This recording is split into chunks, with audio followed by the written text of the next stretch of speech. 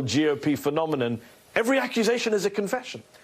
Yeah, and listen, by the way, Mehdi, I'm not sure if you know this, but the guy who Lauren Boebert was engaged in that lewd act with is actually the owner of a gay-friendly bar that hosts drag shows. So again, the sheer hypocrisy of Boebert to denigrate drag-friendly bars and then to warn of their dangers to society, all while being caught with the owner of one. But listen, the bigger takeaway here is not about just the hypocrisy of Republicans like Boebert.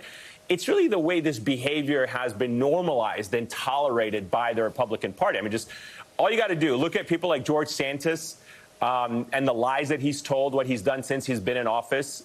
Look at somebody like Ken Paxton surviving impeachment for his alleged corruption and everything else that, he's accused of doing. A few years ago, all three of these Republicans, because of their behavior and their acts, they would have been deemed so outrageous to hold office, they would have been forced to resign in shame. But not in today's Republican Party, not in Donald Trump's Republican Party. They barely get condemned, and they get to keep serving in office, as we see.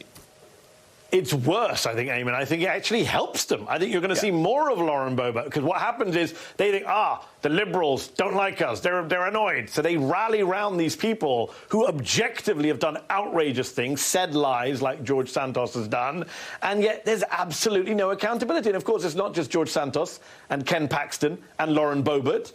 It's Donald J. Trump himself. When the leader of the party never faces any account, of course you're going to have these mini-Trumps behaving disgustingly in public and zero accountability. Imagine what would happen to Lauren Boebert in 2010 or 2005 or even 2015. Yeah, and a final point really quickly, Mehdi.